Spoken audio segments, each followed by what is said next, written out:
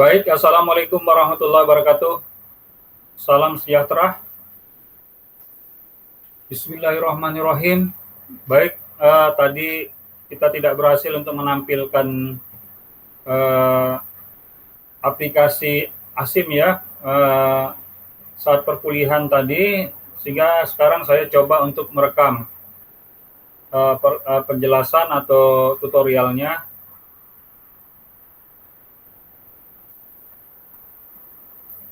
Saya coba tampilkan dulu.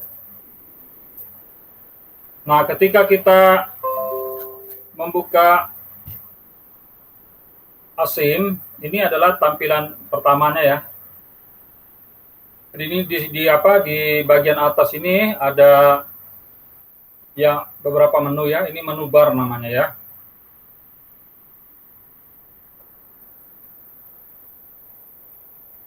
Ya, ada file ya. Kita klik file di sini. Ini mirip ya dengan kita menggunakan Microsoft Word ya atau Microsoft Excel. Nanti kalau kita klik di file, di menu file ini akan muncul beberapa menu ya, menu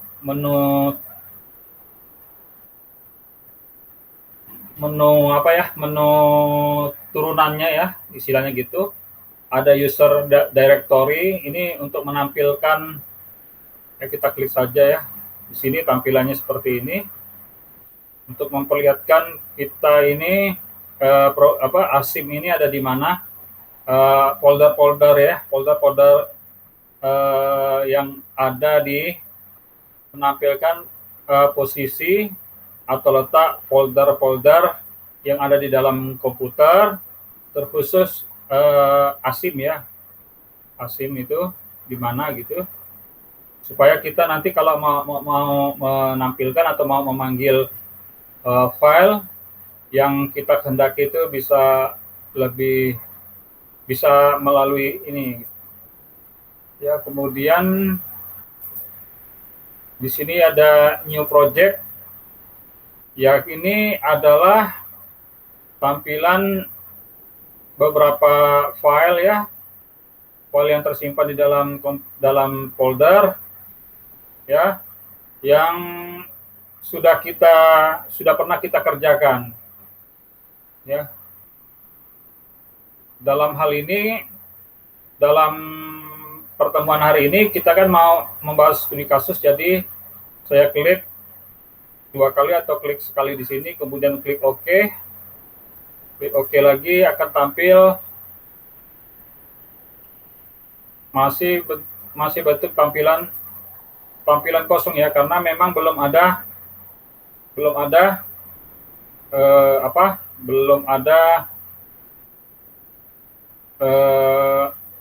pengerjaan sama sekali gitu.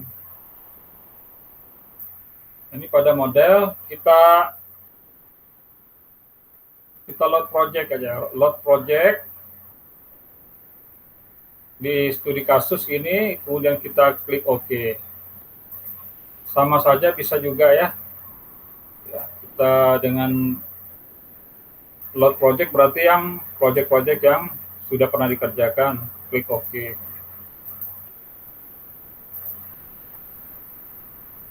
Nah, kemudian untuk selanjutnya kita klik di model, ada di sini new model. Kita tidak pilih new model, ini adalah model. Kalau new model ini kita berarti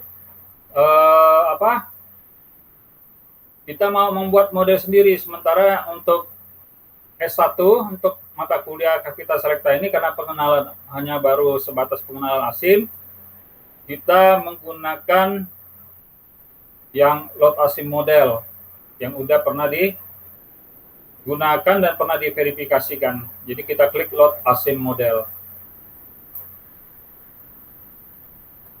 Nanti di sini ada beberapa pilihan ya. Ada beberapa pilihan di sini, dari mulai ASM1 origin, ASM2, ASM2 dan seterusnya ya di sini. Maka yang kita gunakan di sini adalah di yang ini, yang ASIM 3 Swiss, bukan yang ASIM origin ya. ASIM 3 Origin ini kalau kita mau buat model baru, new model, tapi kita ini untuk pengenalan kita menggunakan ASM3 Swiss yang sudah pernah digunakan untuk melakukan pemodelan atau simulasi pada sistem air limbah domestik terpusat atau SPALDE di Swiss. Jadi kita klik di sini ya. Kemudian kita klik open sebenarnya, tapi sebelum ke sana saya ingin mengenalkan kalau ini kan pengolahan dengan ASM3 Swiss ini berarti dia itu untuk pengolahan organik sampai dengan nitrogen. Sedangkan fosfor tidak. Kalau mau pengolahan fosfor itu ada di sini di BioP ya, biofosfor. Kita klik aja di situ. Oke, kita kembali ke ASM3. Open. Nah, di sini pada tampilan ini kan dia ada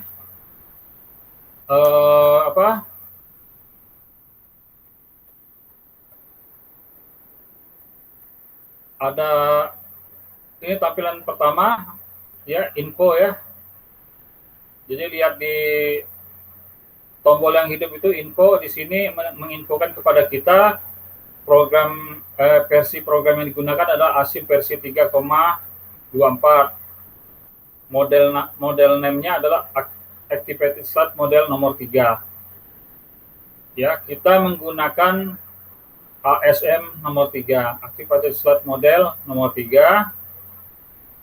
Ini keterangannya ada di sini. ASM 3 ini menggunakan atau prinsipnya adalah endogenous respiration. Jadi respirasi endogenis, parameter setnya itu diambil dari Koch et al. Calibration and Validation Activated Sludge model nomor 3 Swiss ya, Municipal Wastewater. Nah, di sini kita lihat di bawahnya, ini yang saya pernah jelaskan di slide sebelumnya terkait dengan spesies. Spesies itu adalah spesies, singkatan dari spesies, jenis-jenis lah, jenis-jenis daripada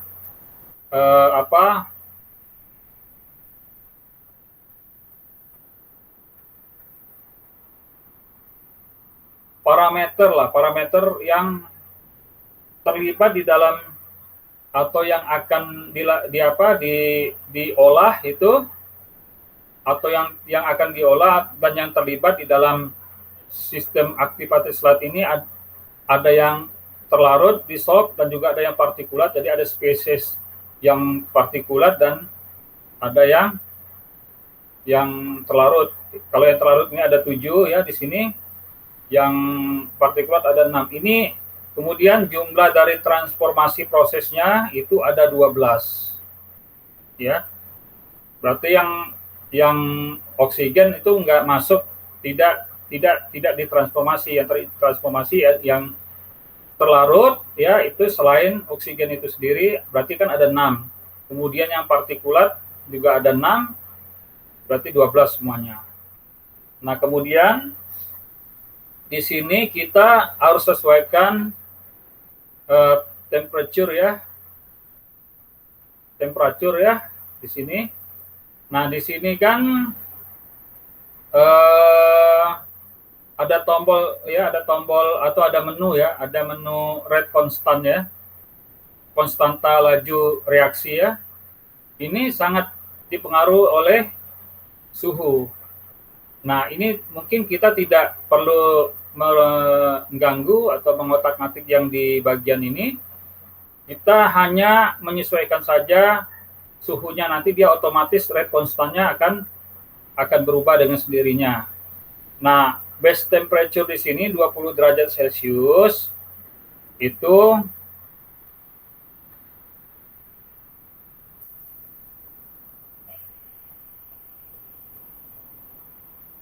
dia 20 derajat Celcius di sini adalah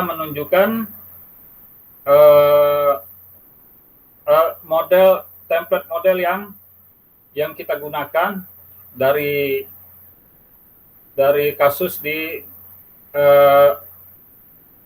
Swiss Municipal Wastewater ya, 20 derajat ya, tapi kalau di kita kan operating temperaturnya itu pasti lebih ya, karena kita negara tropis, maka di sini kira-kira 20 sampai dengan 30 derajat, katakan 20 derajat gitu ya. Kita sesuaikan. Kemudian terkait dengan kinetika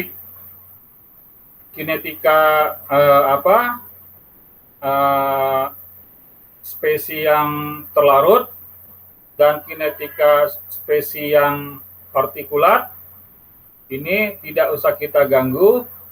Juga stoikiometri daripada spesies yang terlarut dan stoikiometri yang spesies yang partikulat juga tidak usah kita ganggu, karena kita menggunakan template yang pernah digunakan di Swiss ya.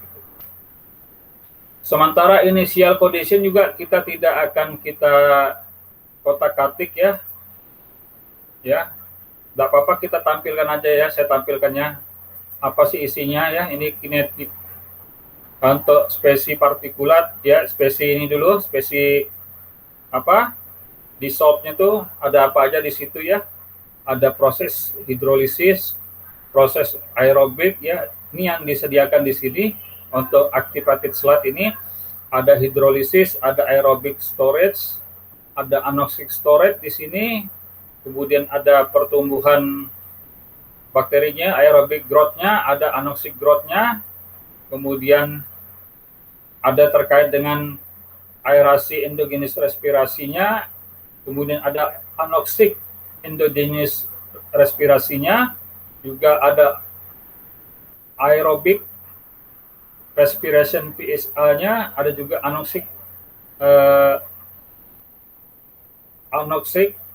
respiration PSA-nya. Ya, saya ulangi, di sini di prosesnya ada 1, 2, 3, 4, 5, 6, 7, 8, 9, 10, 11, 12 ya, seperti tadi keterangan di depan tadi itu ada proses. Jadi dalam ASIM 3 ini ya, ASIM Activated Sludge model nomor 3 ini yang diadopsi dari kasus di Swiss ini, ada 12 proses ya. Ada hidrolisis ya, ada aerobik ya, kemudian aerobic storage, ada anoxic storage, ada aerobic growth, ada anoxic growth, ada aerobic endogenous respiration, ada anoxic endogenous respiration, ada juga aerobic respiration PHA ya, ada anoxic respiration PHA ya, dan seterusnya. Ada yang aerosol endogenous respiration, ada juga anoxic endogenous respiration di sini ya. Kemudian ada untuk pertumbuhan bakterinya. Ya, di sini ada 12. Ini sesuai dengan teori terkait dengan activated sludge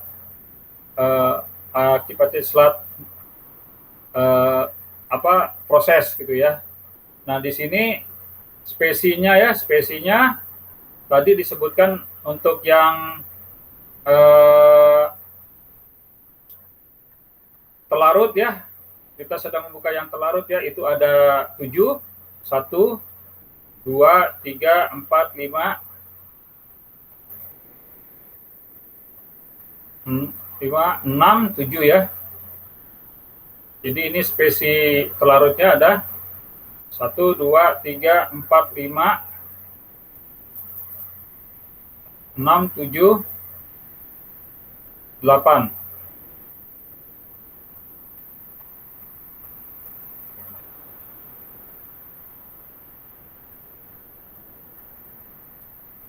Mestinya 7 ya. Di sini di subspesiesnya ada 7, partikulatnya ada 6. Coba kita cek lagi.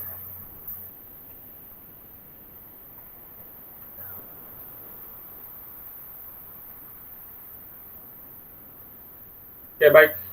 Ini kalau inert, dia bukan yang inert, ini bukan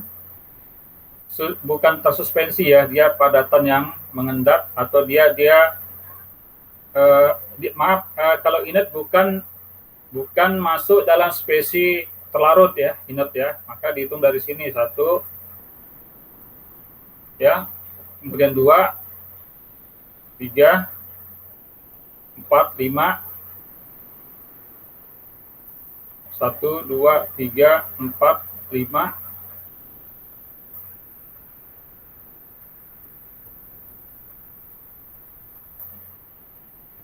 1, 2, 3, 4, 5, 6,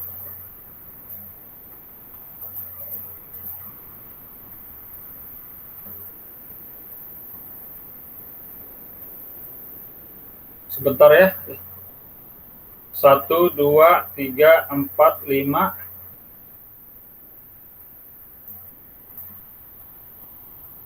6, 7 ya, benar. Ini semuanya yang muncul ini inert ini ada yang terlarut, ada yang tidak terlarut ya. Inert ini adalah padatan yang tidak mudah untuk berubah atau tidak mudah untuk mengalami perubahan baik oleh faktor fisik maupun faktor kimia, faktor proses ya di dalam air limbah. Jadi dia bentuknya tetap mulai dari dia sebelum masuk ke dalam reaktor sampai dia keluar, itu inert. Dan inert COD maksudnya ini adalah padatan yang sifatnya inert tapi dia adalah senyawa organik. Jadi ada 7 ya.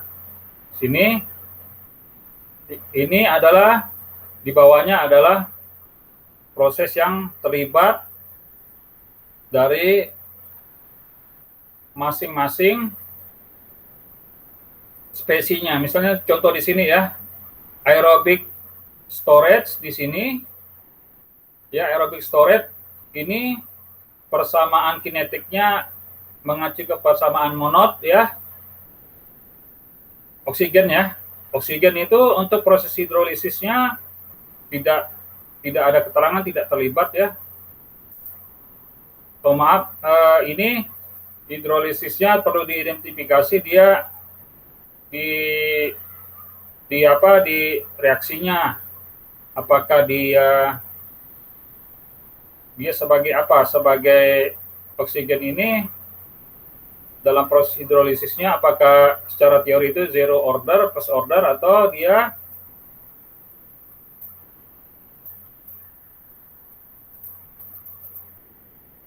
nah kalau di sini tidak ada keterangan sebenarnya ya. Sebelumnya tidak ada keterangan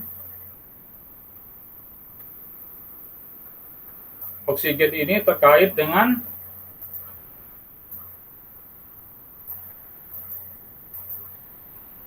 ya, oksigen ini terkait dengan hidrolisis. Apa kaitannya secara teori itu perlu kita lihat lagi di secara teorinya gitu. Kemudian kalau aerobik ini terkait dengan oksigen ya, ini ada persamaan monodnya ya.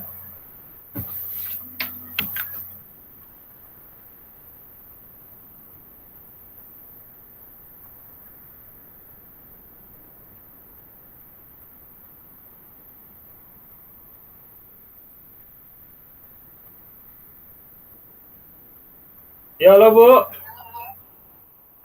Waalaikumsalam. Maaf ganggu Pak. Ada apa Bu? Tadi apa nanya untuk ini bagian dosen pembimbing KP. Sekarang tuh jadi kewenangan siapa Pak? Karena kan SK tim KP udah habis.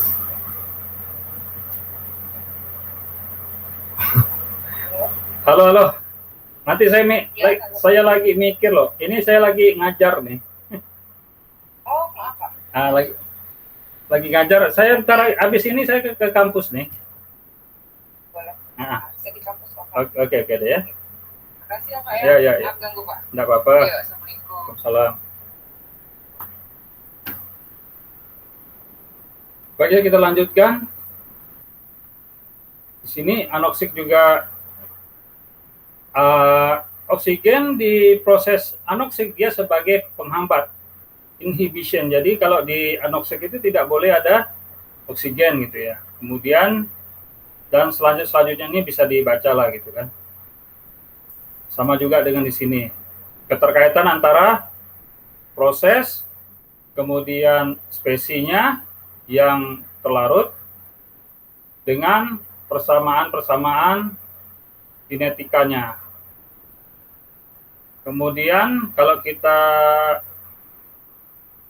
ini tadi yang ditampilkan adalah kinetika ya. Ya, itu kinetika yang di shock. Kalau yang partikulat ini bisa dicek juga di sini ya.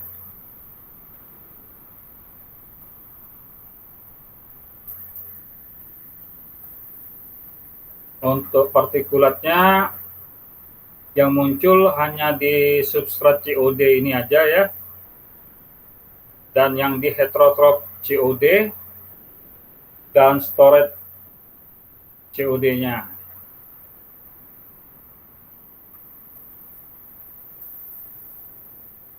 Nah, ini di kinetiknya hanya ada keterangan first order gitu ya. Kemudian kita cek di stokiometri yang di solve-nya, ini dia akan muncul koefisien-koefisiennya ya. Ini mestinya kita juga harus melihat di persamaan secara teorinya, kemudian kita cocokkan koefisiennya. Di sini udah otomatis.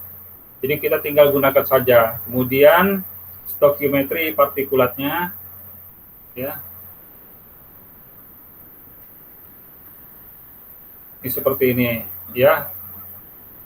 Nah, kalau yang partikulat yang muncul total massa TSS ya, sementara tadi yang suspended solid yang dissolve ya, dissolve dia tidak muncul karena dia berbeda. Kalau partikulat pasti dia mulai dari suspended solid ya, sementara kalau yang maksudnya yang sampai dia dengan padatan yang diskret ya, itu masuk ke dalam partikel, disebutnya partikulat. Tapi kalau misalnya yang terlarut dissolve ya.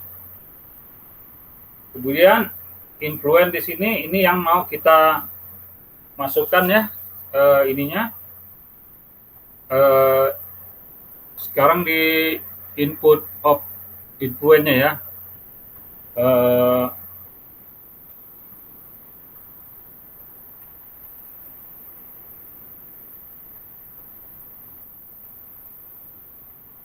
Oksigen terlarutnya di sini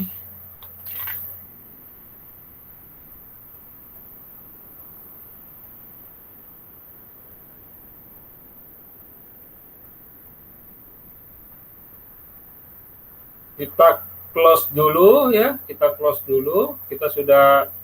cek dulu lah gitu, kita close dulu. Kita ke tadi model udah, kemudian kita plan definition-nya ya, ke plan definition-nya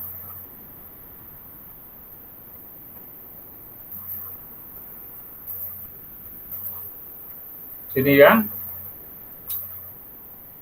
kita mau menggunakan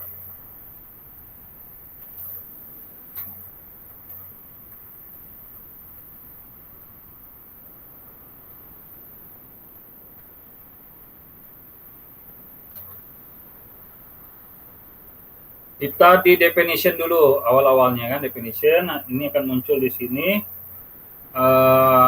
untuk number of reaktornya kita pilih 1 dulu ya. Kemudian secondary clarifier compartment-nya kita nolkan dulu. Ini sebagai dasarnya dulu kan. Kemudian influence flow rate-nya ini 5000 sesuai dengan kasus ya. 5000. Kemudian yang influence yang kedua tidak ada, 0 ya. Kemudian return slot-nya ya, return slot-nya itu return slotnya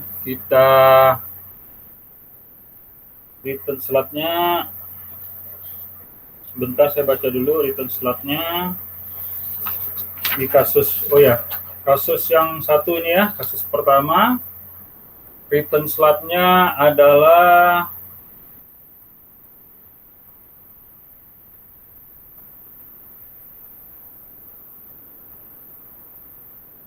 100.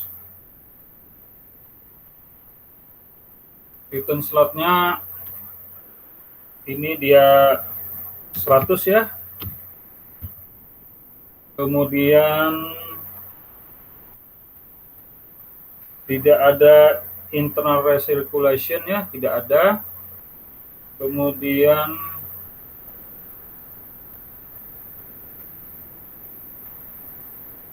clarifiernya 1 ya, maaf ya, clarifiernya 1 ada di sini. Influent flow rate-nya 1, 5.000. Kemudian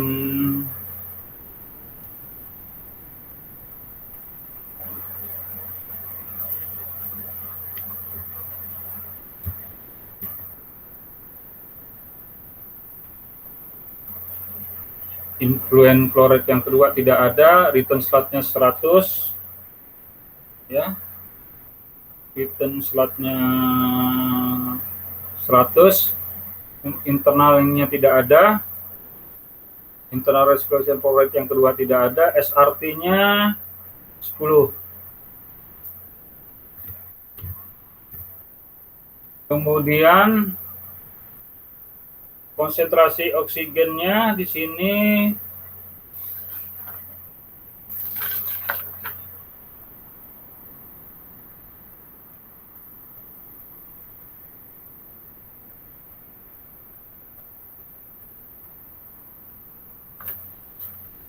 konsentrasi oksigennya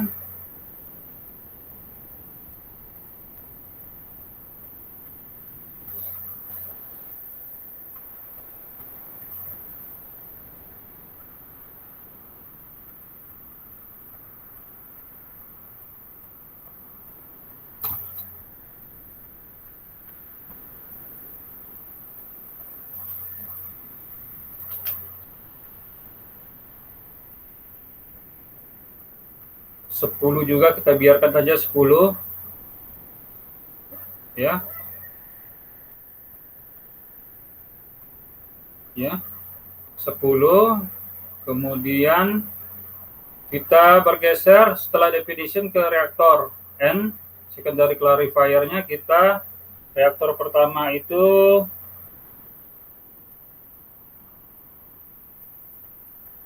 delapan 850 ya, volume reaktor 1 itu tangki aerasi ya. Kemudian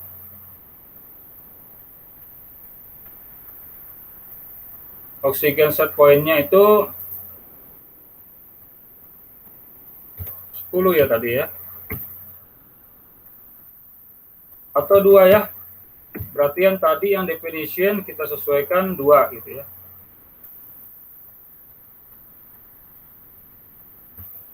Dua saja ya. Kemudian clarifier-nya ini, volume clarifier-nya adalah 625.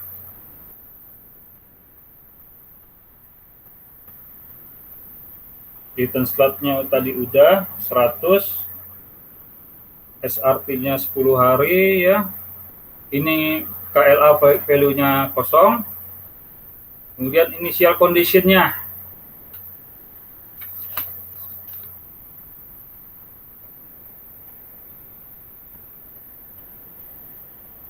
Initial condition-nya 2 ya. Berarti di sini definition-nya itu ini adalah jumlah besaran oksigen yang diharapkan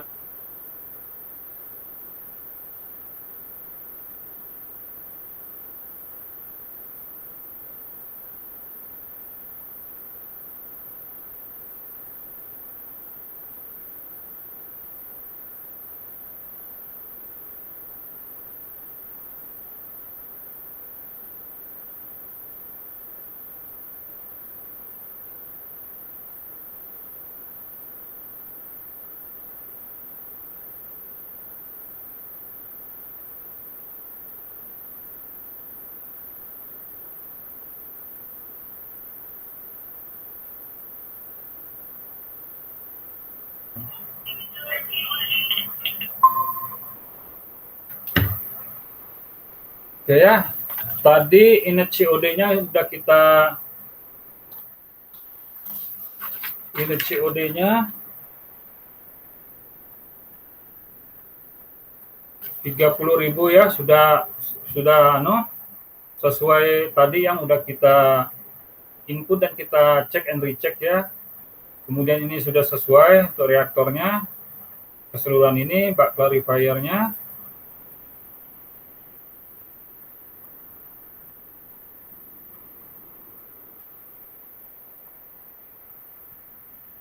Ya, jadi ini influennya yang bagian atasnya ini yang terlarut ya, spesies yang terlarut, bagian bawahnya adalah spesies yang partikulat gitu ya.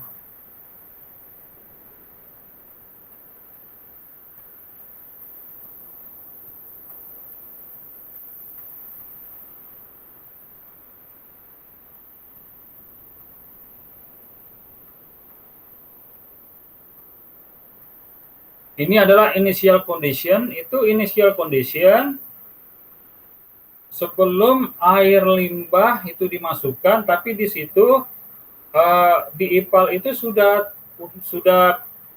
ada kondisi air limbah yang sebelumnya yang sudah pernah diolah di situ ya, itu yang disebut dengan initial condition. Itu dia memiliki karakteristik spesies yang terlarut seperti ini, kemudian spesies yang partikulat seperti ini. Jadi tidak kosong.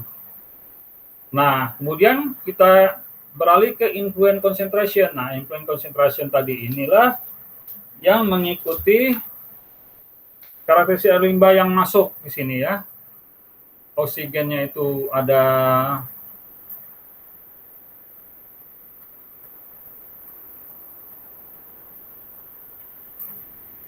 oksigennya 2 ya, 2 mg per liter, kemudian inert COD-nya itu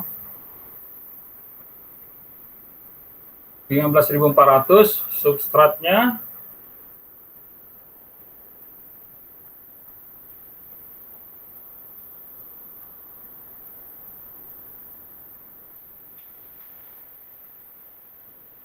kemudian amoniumnya 45 ya. Untuk isop spesiesnya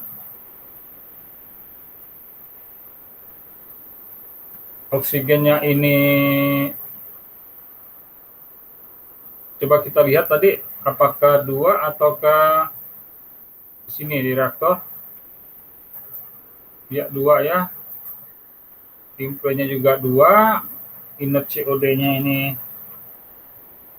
15.400, substrat COD-nya, kemudian amonium dan sebagainya.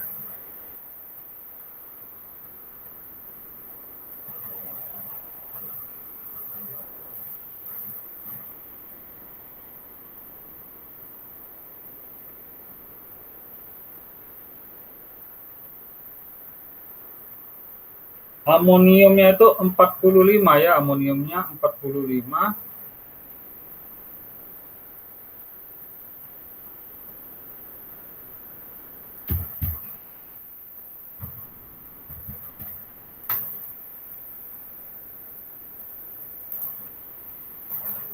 Substrat COD-nya